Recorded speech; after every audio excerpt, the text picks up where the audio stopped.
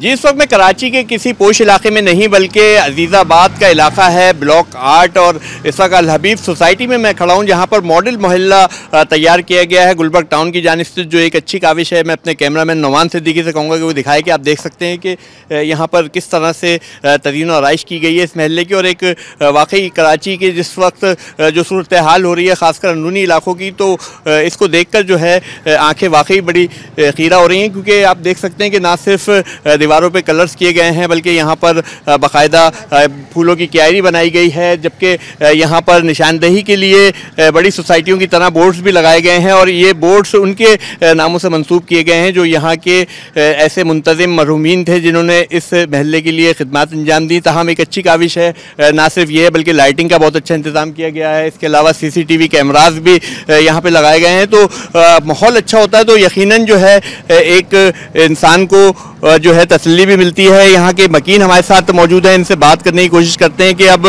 कैसा महसूस कर रहे हैं और गुलबर्ग टाउन की काविश को कैसे देख रहे हैं। अस्सलाम वालेकुम, मेरा नाम मोहम्मद रिजवान है। मैं इसी मोहल्ले में तकरीबन 35 साल से रहता हूँ। मैं जितनी भी तारीफ़ करूँ आरिफ मुनीर भाई की, नुसरत साहब की, जमात इस्लामी के लोगों की, कि उन्होंने इस सड़क सूरत हाल थी इससे पहले बिल्कुल इतनी सत्यानाश थी कि ये तकरीबन मट्टी का ढेर था। ये सड़क क्या थी, जब वो ट्रैफिक मेन रोड जाम हो जाता था तो पूरा ट्रैफिक यहाँ से जाता था, हम लोग दमे के मरीज़ बन गए। मैंने इसी मट्टी से तंग आकर अपनी गाड़ियाँ बेच दी और मैंने कई दफ़ा रिक्वेस्ट की यहाँ के जो पुराने लोग थे जिनका नाम मैं लेना नहीं चाहता, मगर कोई सुनवाई नहीं थी। हमारे पास फंड नहीं है, फंड नहीं। मैं तो हैरान होता हूँ कि जमात बड़ा अच्छा महसूस कर रहा हूँ, बहुत अच्छा महसूस कर रहा हूँ कि अब कहाँ से फंड आ गए जो इतना खूबसूरत बनाया है कि मेरे जो रिश्तेदार आ रहे हैं, मेरे बहन भाई, वो हैरान हो रहे हैं देख के।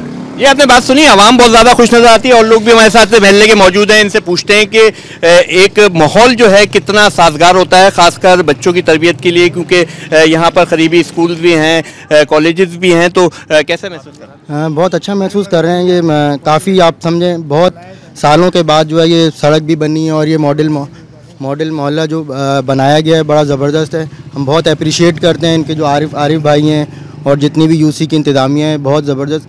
बच्चों के लिए बच्चे बड़े खुश हो रहे हैं। आप देखें साइकिल चला रहे हैं, क्रिकेट खेलते हैं यहाँ पे रात में, बहुत ज़बरदस्त, बहुत बेहतरीन। हाँ, बहुत ज़बरदस्त है ये। जी, आप क्या कहना चाहेंगे, बताएं कैसा लग रहा है आपको? और एक फील अच्छी आ रही है ना यहाँ पे हमें? जी माशाल्लाह बहुत ज़बरदस्त हो गया, साफ़ सुथरा हो गया है। और यहाँ पे एक खौफ और हरास खास तौर पे होता था क्योंकि बड़ी सुनसान होती थी गली, स्नैचिंग वगैरह होती थी, सब होती थी, ओजाट पड़ी हुई थी बिल्कुल। लेकिन अब माशाल्लाह सड़क बन गई, कलर फुटपाथ हो गया, सारी लाइट्स वगैरह लग गई और यानी कि सेपरेटर भी बीच में लग गया।